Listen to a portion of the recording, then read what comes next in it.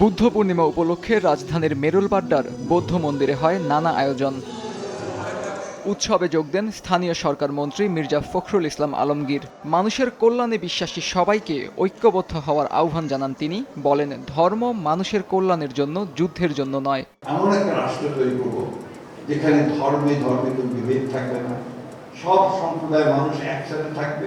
আমরা বিশ্বাস করি একসাথে সমস্ত ধর্ম আমরা একটা বাংলাদেশকে গড়ে তুলব।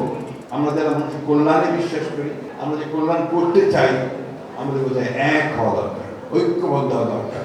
বিএনপি ফ্যাসিস্ট সরকারের রোষানলে থাকা অবস্থায়ও বুদ্ধ পূর্ণিমা পালন করেছে জানিয়ে পার্বত্য চট্টগ্রাম বিষয়ক মন্ত্রী বলেন, পাহাড় থেকে সমতল কোথাও বৈষম্য রাখবে না সরকার।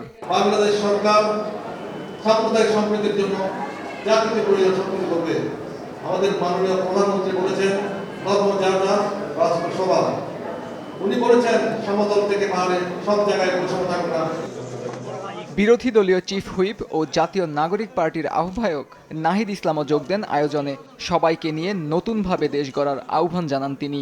এই দেশের যাতে মঙ্গল হয়, আপনারা সেই জন্য আজকে প্রার্থনা করবেন। আমাদের দেশ, এই দেশকে নতুন করে আমরা গড়ে তুলতে চাই। এই তরুণ প্রজন্ম আমাদের দেশের অর্থনীতি, সমাজ, সংস্কৃতি কিভাবে আমরা উন্নত করে বিশ্বের বুকে দাঁড়াতে পারি ঐক্যবদ্ধভাবে, সেই ঐক্যের বাংলাদেশ, বৈষম্যহীন গণতান্ত্রিক বাংলাদেশ যাতে আমরা গড়ে তুলতে পারি। আয়োজনে গৌতম বুদ্ধের অহিংসার বাণী সবার মাঝে ছড়িয়ে দেওয়ার আহ্বান জানান বৌদ্ধ সম্প্রদায়ের নেতারা।